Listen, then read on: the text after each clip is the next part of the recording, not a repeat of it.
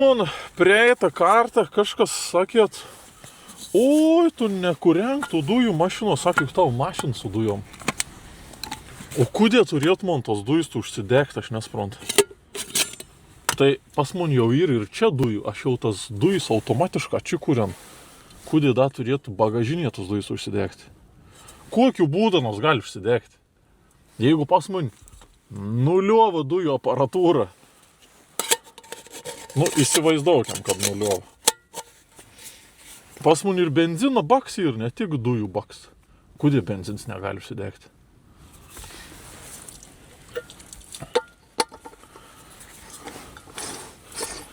Aš pasakys taip, aš nelabai tikiu, kad čia gali man sprogti dujų balionas, kad tarsi bagažinė, jeigu aš čia uždegsiu savo dujinį mašiną.